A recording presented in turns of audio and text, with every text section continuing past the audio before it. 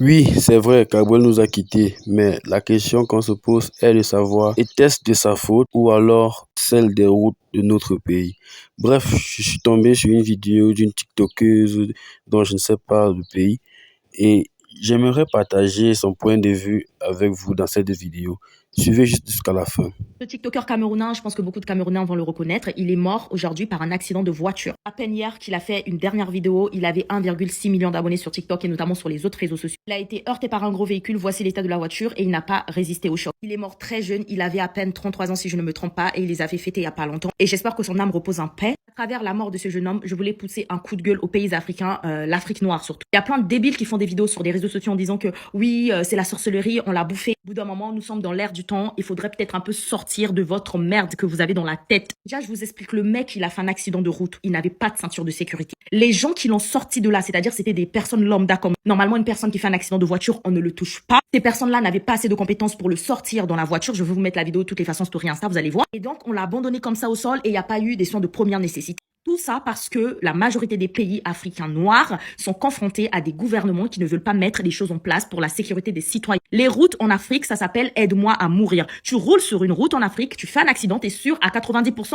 d'y rester. Il n'y a pas d'ambulance, il n'y a rien du tout. S'il n'y a pas des gens à côté pour te sauver, tu restes là. Rien n'est organisé. Les gouvernements africains, ils prennent tout, ils mettent de leur poche. Regardez un peu la débilité humaine. Il y a certains pays, tu vois, ils nomment un rond-point, ils disent c'est le rond-point de la mort, apparemment c'est ensorcelé. Non, c'est juste un rond-point qui est mal branlé, il n'y a pas de priorité, il n'y a rien du tout et il y a plein d'accidents sur le lieu. Je peux parier à 1000%, il aurait fait cet accident-là en France, il serait encore vivant. Entre le temps qu'on l'emmène à l'hôpital, il n'y avait pas de moyen de transport, déjà que tout le monde était en train de se démerder. Et on l'a sorti comme ça, on ne sait pas s'il y avait des organes à l'intérieur qui étaient déplacés, c'est-à-dire des personnes qui n'y connaissent rien. Normalement, une personne qui fait un accident, on ne le touche pas. Et donc, toute cette lenteur, toute cette négligence a entraîné sa mort. Et fini, t'es en train de critiquer l'Afrique, tu veux faire passer l'Afrique pour qu'elle continue. Les gars, vous allez pas me la faire à moi, je sais ce que je dis. J'ai déjà fait un accident, je vous dis, un accident, ma voiture, elle est tombée, elle est ressortie, elle a fait je ne sais pas quoi. J'étais en bonne santé, ni égratignure, ni rien. Parce que non seulement sur la route, effectivement, il y avait des barrières qui empêchaient à ce que ma voiture parte de l'autre côté. Et les urgences sont arrivées à l'heure, pile à l'heure. Et toute cette organisation-là, dans des pays africains, il y en a tous les jours, les gens ils font des accidents en France. Tous les 2 jours, t'appelles les gens ils font des accidents. Mais il y a rarement des morts. Aujourd'hui, c'est facile de rejeter la faute sur la sorcellerie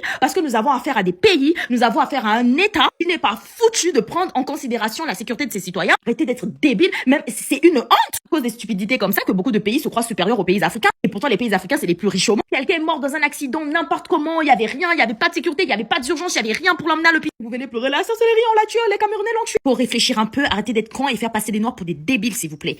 Bref, pour ceux qui ne savent pas, notre jeune frère Gabriel Najib a toujours dénoncé le mauvais état de route dans notre pays. Mais hélas, ainsi va la vie. Franchement, je n'ai pas de mots et je ne peux que dire que la terre de nos ancêtres lui soit légère et que son âme repose en paix. À jamais, Gabriel Najib.